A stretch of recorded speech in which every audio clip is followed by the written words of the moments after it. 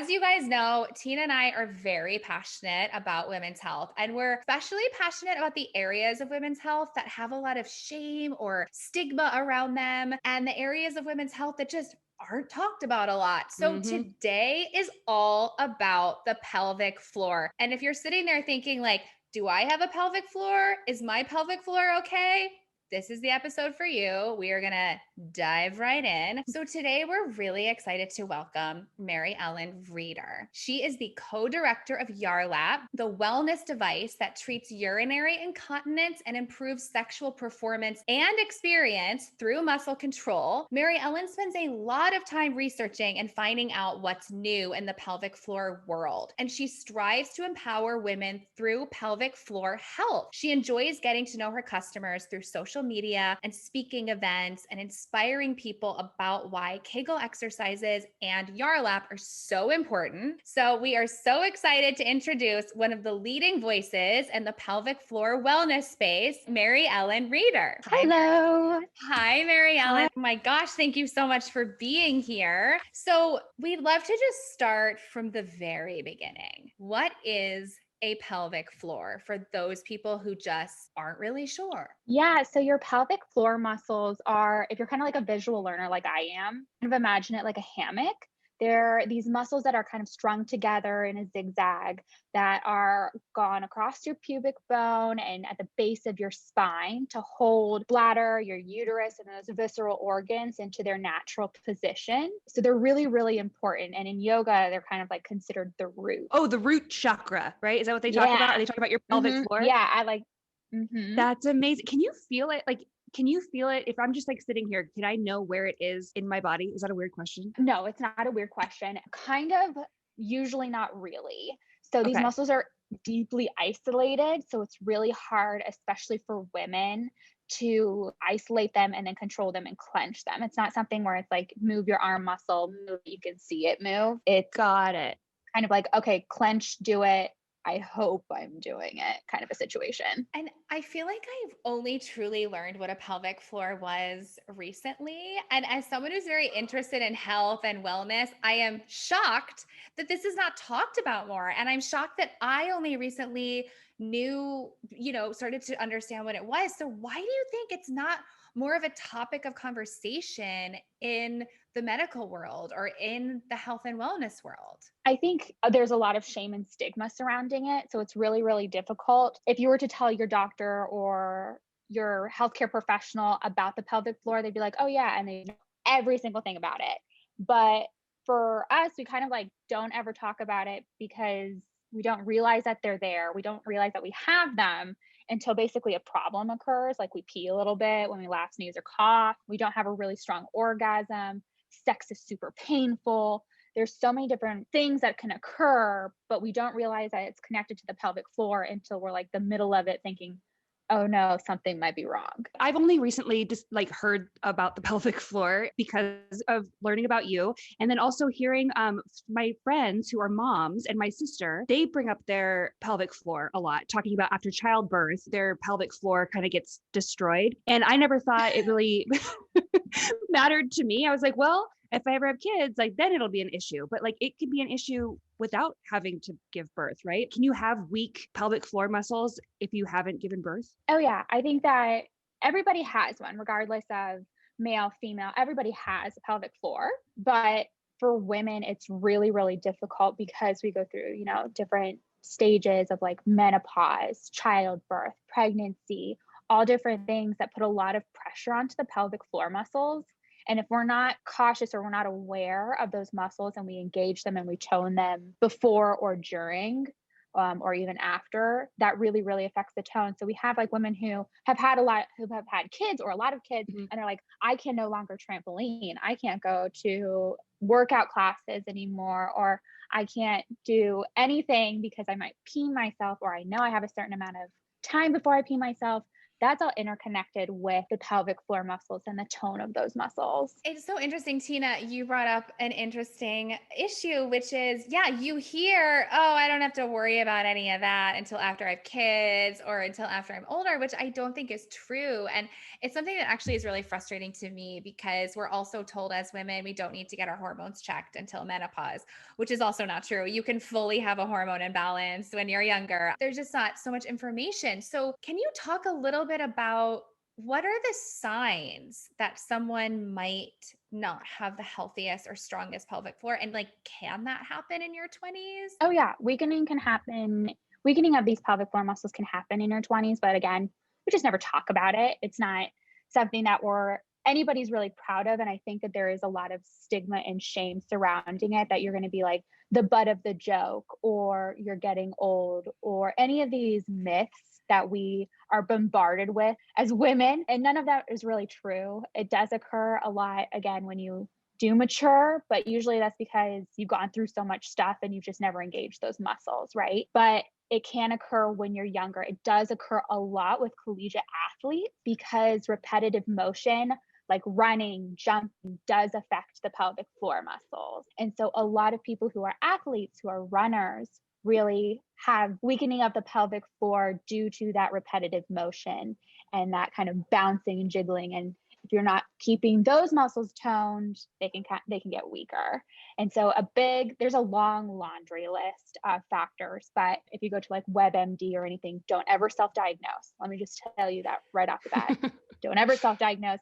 Don't be like me where you go onto WebMD and you're like, oh my gosh, I have all of these things. This is what I have. Oh my gosh, my we world all is do it. spiraling out of control. Yep, I'm always on my deathbed after going to WebMD. Yeah, but according to WebMD and the Mayo Clinic, weakening of the pelvic floor can happen for a variety of reasons, right? We talked about pelvic floor during childbirth, pregnancy, menopause, weight, athleticism.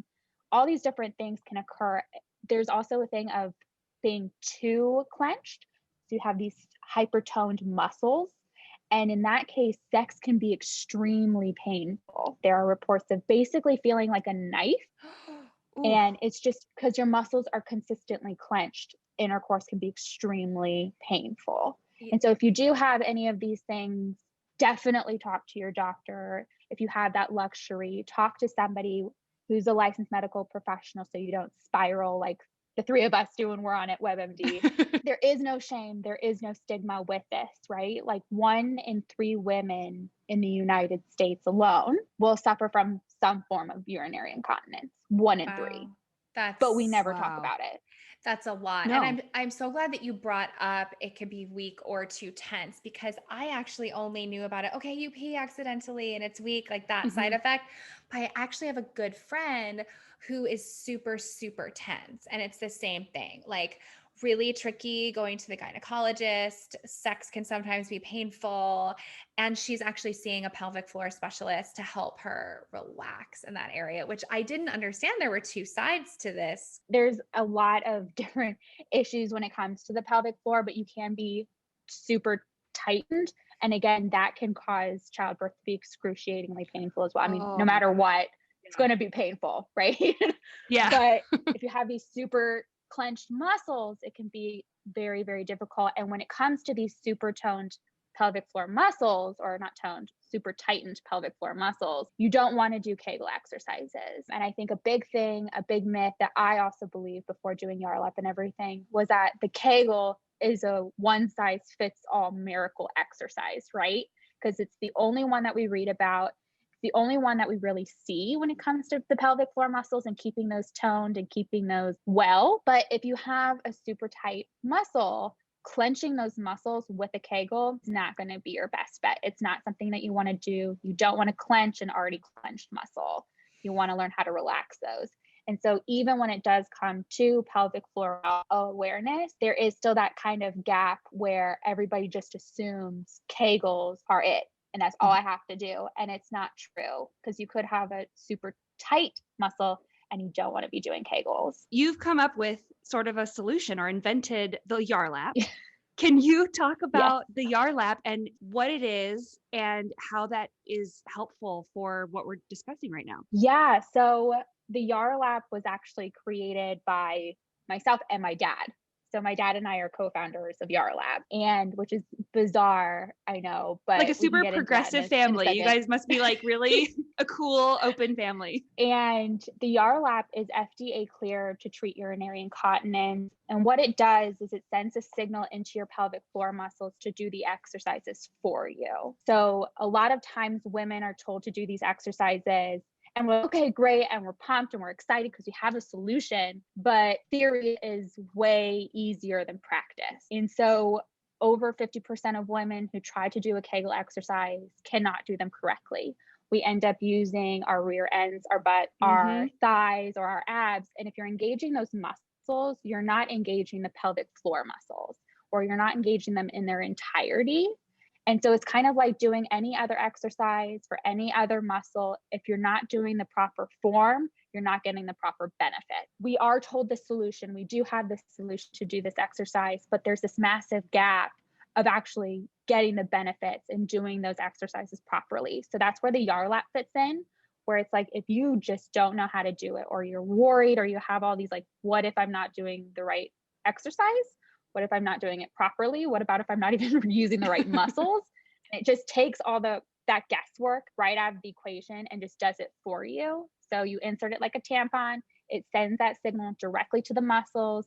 It does everything for you. All you have to do is literally just sit there and just reap the benefits, basically. That's amazing. Is it a relaxing experience? Is it, I'm imagining it being like very like, I don't know. Is it a sexual experience? Like, what does it feel like? Is it painful? Yeah. Yeah. No, it's not. So yeah, everybody's like, what does that exactly feel like? Because I Yeah. don't really know what that entails. We've got a lot of reports where we say like, it feels like a handshake in your vagina. It feels like butterflies. And then some people are like, no, it just feels like your muscle is moving, like how you would originally believe that those muscles are moving. It's a different set because it's engaging the correct muscles, but it's just that muscle movement feeling. So there's no pain or discomfort, anything like that with the Yarlap. It's extremely comfortable. We actually have women who call us because they accidentally fell asleep while using it. Oh my gosh. And they're like, is this okay? Am I all right? And we're like, yeah, the Yarlap has so many safety features. You're fine. You're fine. Yeah. But also like, kudos to you for being so relaxed. That's incredible. I was under the impression in doing my own research, and this is kind of how vague some of it can be, that when you're active, healthy person, your pelvic floor should be just like working out as a byproduct of that. But I'm learning that that's not true, that you actually have to do some more very specific work to have a healthy pelvic floor. And it sounds like this would really help with that. Yes. We're very proud about what we do. We work with physical therapists and like urologists. We do work with a lot of different doctors because it is, again, really hard to tell a patient, like, do this exercise or like relax your pelvic floor muscles. And they're like, okay, don't know how to do that. Or like, I completely forgot the instructions, or I genuinely don't have any idea what you're talking about. And I have absolutely no sensation. Help me out. And that's kind of like where the Yarlap comes in, is training wheels to just do every single thing for you.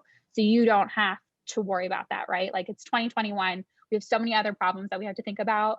Toning our pelvic floor doesn't need to be one of them. We got you covered. Right. I love that. I love anything where you can just take the guesswork out of it and it's done for you. What are signs of a weak pelvic floor, a 2/10 pelvic floor, and a healthy pelvic floor? Weakened pelvic floor can occur whether there's muscle atrophy, so muscle weakening because they haven't been used in a while, or because they're tense, right? So some of these can occur either direction. Peeing when you laugh, sneeze, cough is a big, big one because your pelvic floor muscles are no longer able to control that when that pressure is put down. Tense, again, sex can be extremely painful. You kind of just want to steer clear of it all the time.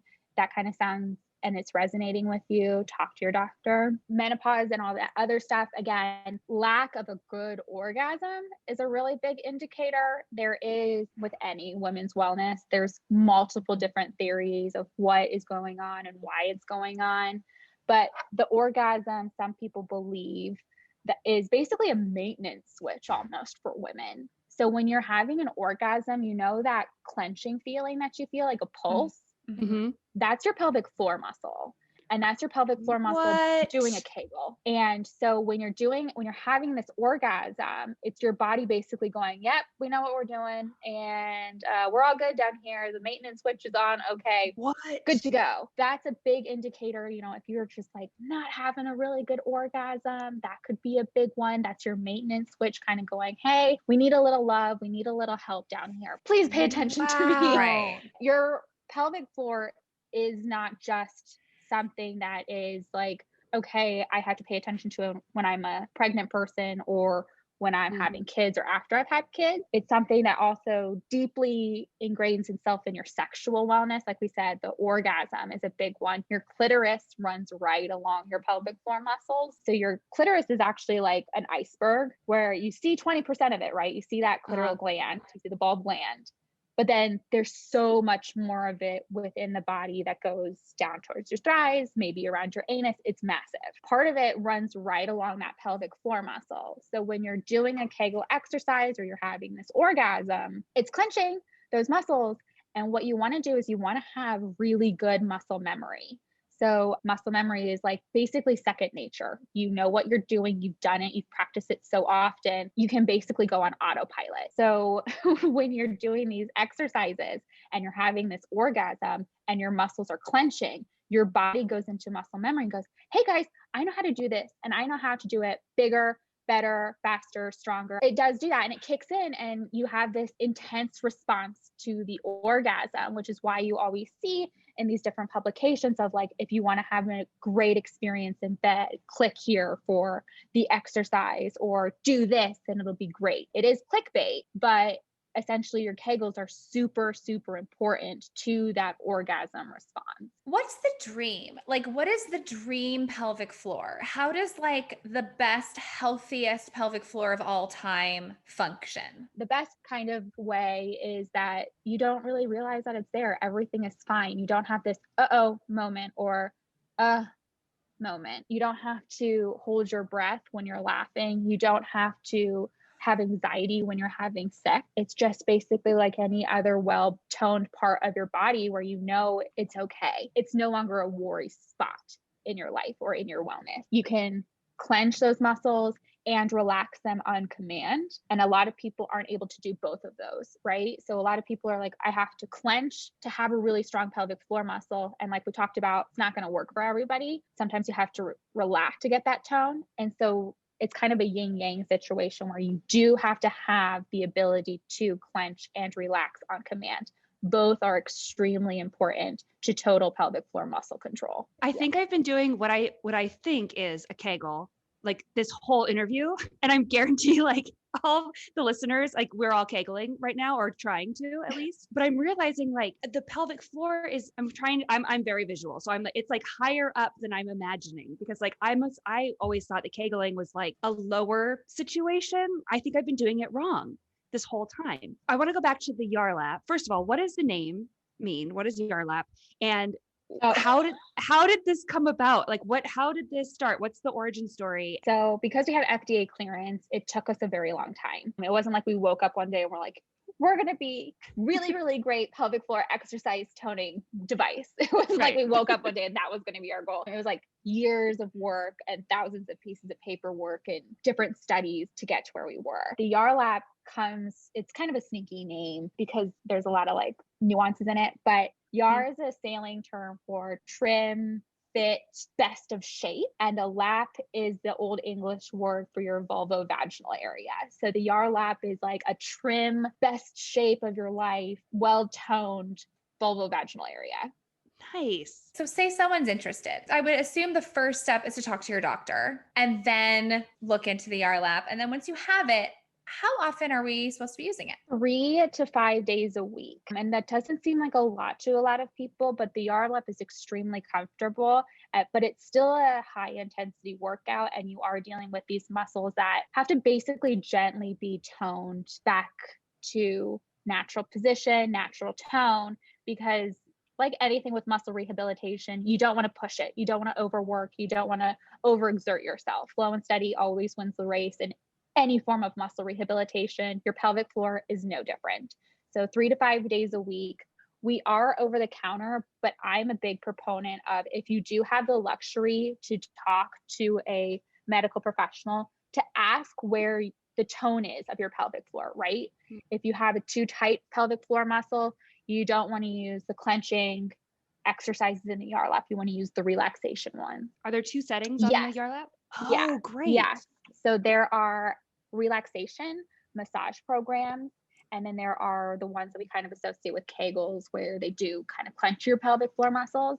So it's both of those. So you do get total pelvic floor muscle control through clenching and relaxing on command. Again, I know that talking to your doctor is an extreme luxury. So if you do have that ability, I try to tell everybody, please talk to your doctor. Because I think that the big thing is that there is that shame, that embarrassment around it. And so people don't want to talk to their doctor because then it becomes a reality, or they're afraid that their doctor is going to be like, well, you're screwed. Right. It's just a part of being a woman. Good luck. And it's just, right. that's Which not happens. that's not how it is. No. Yeah. And which happens a lot, which is why I really love what you're doing, because so many women, if they're struggling with anything in that area or anything different, a painful period, their weight, just exhaustion, it goes so unrecognized and undiagnosed, because so many doctors say, oh, you're just getting older, you're just tired, you're just stressed, oh, you just had kids. And so I really, really love what you're doing. So for a woman who maybe cannot afford this product, or who doesn't have health insurance right now, or something, does not have a doctor to ask, but feels like there could be something going on with their pelvic floor, is there a first step that woman could do on her own? Yeah, so there are plenty of resources out there. So what I would suggest doing is see about where your pelvic floor kind of control is. There's something called the Oxford test. Again, I'm not a licensed healthcare professional, can't Sure. diagnose you, can't really do anything. Sure. I have told everybody to go see their doctor. Yes. The Oxford test is really crude. If you think about it, it's when they stick a finger in your vagina and ask you if you can clench it. And if you're able to clench it, they're like, okay, you have some tone of those pelvic floor muscles. But not everybody wants to stick their finger in their own vagina, or have somebody else stick a finger in their own vagina, because that's extremely personal. It's not fun, and you can't do it in public. So there are a lot of different places. There's like the National Foundation for Continence that's really good to look at. They have things for both relaxation and exercises, and they have the step-by-step instructions. If it's okay with you guys, like I kind of walk you through one of each, if that's okay. Oh, please. So clenching one, there's one where you kind of think either a string or a marble is on your seat. And so this is kind of a clenching exercise. So if you think that there is a marble on your chair, right where your vagina opening is, right? Think about it there. What you want to do is you want to pick that marble up, clench and push up, and grab that marble and basically bring it back inside of you. Hold it for 3 to 5 seconds. So 1, 2, 3, 4, 5, release. I think I just did that. Do that for 5 seconds. I just did that. Yes. Yeah. It was great. And you can do that for, 3 to 5 seconds, hold, clench, release, that pattern. And you want to do that. You can do it 15 to 20 reps multiple times a day, but you really kind of want to concentrate and really do it like we just did right now. It's not something that I think is super easy. Like you could be at a bar and be going like, I just did a Kegel exercise.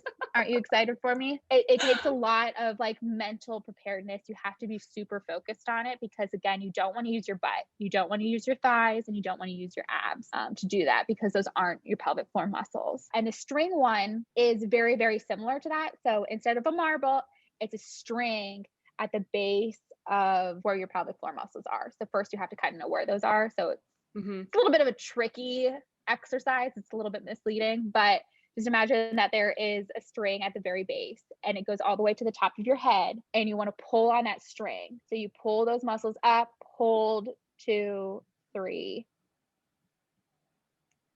5, and then you want to release it. And you can do that and pull the string again, 15 to 20 times, 3 times a day, and just kind of do that continuously. Self-initiated Kegel exercises are great if Kegel exercises are right for you. But again, you really, really want to focus to make sure that you are using the correct muscles, you're doing it for the right amount of time, and that you're really engaging the entirety of those muscles.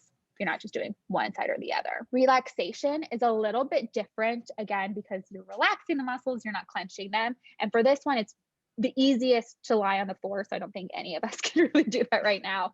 But you want to lay on the floor and basically do a diaphragm exercise, a deep breathing exercise. So when you inhale and your stomach goes up, your muscles kind of go and relax. Exhale into the natural position. Inhale, deep breathing in, the pelvic floor muscles relax. Exhale. Back into their I will natural say, position. Tina and I are both singers, and that felt a little bit like in a voice lesson of like breathing from the end of your diaphragm. Yeah, like exactly. we're very used to deep breathing exercises. Without knowing, have been doing this for a very long time. Yes, Yes. exactly. Okay, those three were very, very helpful. They're very more nuanced and specific than what you hear of just like tighten and release. Exactly. But the visual, you know, the marble, the string. I also really want to ask you, you seem so passionate about women's health and about eliminating any shame and stigma. And Tina and I totally share that. And where does that come from in you? Where does that passion come from in you? I used to work for Women International as an intern. So I was doing stuff like for women's voting and all these other things. And I realized that in a society, when a woman is happy and well cared for, society in general is happy and well cared for. They are the root, we are the root. We had a friend and she had urinary incontinence to the point where she knew she had 45 minutes. That was it. She knew, and she couldn't leave the house at certain points. She stopped dating because she couldn't go anywhere. And she's like, I'm not going to risk peeing myself on a date. Even if I am wearing product, I'm not doing that. And she became basically a hermit. And my dad designed pelvic floor exercise devices like the Yarlap for the national healthcare system in Great Britain, Germany, Scandinavia, and France. And so we kind of ignorantly believed that the United States had something similar to offer women, where it was like, okay, you have a weak pelvic floor muscle, here, take this, covered by insurance, whatever. And we were appalled, I guess, that there was really nothing available to women here in the United States. It was kind of like the cards you drew. Good luck. If you can't do the exercises on your own. Geez. So we're like, go talk to your doctor. Like, ask for this kind of a device. Get those muscles back toned. Like, it's not a lost cause. It's not something you have to live with for the rest of your life. It's about muscle tone. And basically was told, there's nothing really available with your coverage. There's nothing really available that we can give you. If you can't do these exercises, it's your luck. And so that kind of came birth to the Yarlap, because we knew we had the resources, we knew we had the design, we knew we had everything we needed to bring that kind of care to the United States to women who really needed it, because there wasn't really much that was available that was designed by women for your pelvic floor, for that tone, for that relaxation. And so once we designed it, once it came to market years later, she was one of the first people that we gifted it to. We're like, here, that's amazing. This is great. It worked. And I was in college at the time, and my dad was like, I think that this is something that you could really be a part of. You know, you're never shy about anything. And he was like, just do a little bit of research. And so I did, and I fell into a black hole that I have yet to come out of just like research and all these statistical information. And I realized that like two of my closest friends had this issue, but they didn't call it incontinence, or like I just laugh a little bit when I pee a little bit when I laugh. Or she's like, oh, when I have like the flu or anything like that and I have to blow my nose really hard, I pee, but it's literally only when I'm sick. And she's like, and I'm not old. And I was like, for the love of God, this is your tone of your pelvic floor muscles. Take care of yourself. Like, this is not something it's not something that's for older women. It's not anything that you have to be ashamed of. It's just a part of your body that just needs a little bit of a tune up. And I realized that there was that disconnect of people who had bladder leaks where they were like, I run all the time. I do Pilates. I have had 2 kids, but I can't be on a trampoline and I pee, but I work out. And I'm like, but do you do those exercises specifically targeting those muscles? Because if not, that could lead to weakening. There is no shame in it. You could be in the greatest shape of your life, but if you're not targeting these muscles, incontinence could still be on the table. And so for me, it's more like bring awareness to women that you don't have to be older. You don't have to be out of shape. You don't have to have kids. It can be all sorts of different things. We have gone through a lot of stuff. There's been a lot of obstacles because we do talk about vaginal health. We do talk about the orgasm, and a lot of places won't allow us to publish stuff because they say what we're talking about is strictly sexual. And we're like, no, just because something has to do with the vagina does not make it sexual. It's just like talking about your lungs. It's like talking about any other organ or any other muscle group. It's not always about sex. It's a pretty crucial body part. And this touches on like an even bigger issue that we don't even have time to get into about, I mean, when you hear about ratings in movies, I mean, if you show a boob, God forbid, but you can like be chopping people's heads off and it's still exactly 13. Or I remember a few years ago, the woman who created Thanks was having a hard time advertising in the New York City subways, but breast enhancements could be advertised, but God forbid we talk about women's periods in the New York City subway because it might offend someone. It's truly an issue. And I just really, really applaud you for bringing so much awareness, education to it, because it also takes the fault off women, this education, because a woman might feel like, oh, I'm getting older. Oh, I just had a lot of kids. I'm doing something wrong. And it's really not a woman's fault. And like you said, take all the emotions and there's no blame. It's a muscle that needs a little tune up. That's it. I'm actually seeing my gynecologist on Tuesday. So now I want to know exactly what I should ask, what I should say.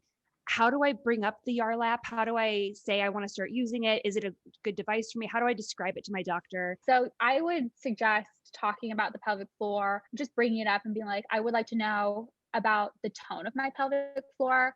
Am I good to go? Do I need to be doing exercises? Should I be learning how to relax these muscles? Is there anything that you can kind of help me? And most likely they'll talk about your tone and they'll give you a little pamphlet with Kegel exercises, some brief steps, why they're important, or they'll tell you to look them up and do those exercises that you find. If they say that, then just say, I've seen or I've heard about this device called the Yarlap. It's FDA cleared. It's a neuromuscle electrostimulation. Mouthful. I know. It's like you have marbles in your mouth. So you can ask like NMES, neuromuscle electrostimulation device that does the exercise for you. Do you think that this is something that's appropriate for me? Do you think that this could help me either treat what's going on or maintain the current tone? I think that would be a really great segue into it, but really find out about the tone of your pelvic floor muscles and ask if there is something that like you need to do. Should you be focusing on relaxing these muscles? Should you be focusing on the tone? Are you going to do a more preventative measure or are you doing a more treatment measure to get the tone back kind of a situation? Gotcha. Okay. So we really want to ask about the tone and if it's relaxation or if it's strengthening the pelvic floor. And the doctors, they're going to know what we're talking about, right? Like we're going to say should. Okay. if they're worth their salt. Yeah. If you're seeing a physical therapist that focuses on the pelvic floor, or you're just seeing a physical therapist in general, they should really be very well versed in the pelvic floor muscles. And you can ask them about it as well and ask, if this is something that you can use alongside of your physical therapy, because usually we have one appointment a week. And between those, we're expected to do these exercises and we're expected to do them correctly. And it's really hard. Again, we forget the instructions, we forget to do it, we don't find time, or we get it's a daunting thought. So we just push it off to the side. And so the Yarlap kind of can be the training wheels between each of these appointments. Talk to your doctor, talk to your physical therapist, whomever you want to talk and figure out where your focus should be. And if one of our listeners are interested or thinking right now, oh my gosh, I need to get this, where are we finding it? Where are we finding you? How do they look for it? So if you're interested or you have questions, you can ask us on our website at yarlap.com, yarlap.com. We're also on Amazon as well. But yeah, I think that it's really important to talk about those pelvic floor muscles, figure out which one you want to do, right? Relax, tone, or both. Both are extremely important. So if you're in that lucky position where both of them are good. Everyone listening, let's talk to our girlfriends about our pelvic floors. Let's just let's no longer have this be off limits. Exactly. Everybody knows somebody who has it. I'm convinced. I actually have a really weird story at a baby shower that I was at. My friend, she was the mom to be, and she's always been terrified. She was a little bit worried that everything was going to be destroyed, right? Nothing was going to come back. She was already having that issue where she was peeing when she laughed, or like the baby would jump on her bladder as a trampoline. And during the baby shower, somebody was like, oh, get used to that. That's just a way. That's just part of being a mom now. Get used to it. And I don't know what happened to me, because I'm pretty sure I blacked out at this moment out of rage. But I like turned around and I was like, don't ever say that to her. That is not true. That's false. It's a myth. It's all about your pelvic floor muscles. And I was like, in fact, whip up the TV screen. And connected it to a computer, because I had a flash drive that had a PowerPoint of the pelvic floor muscle. No.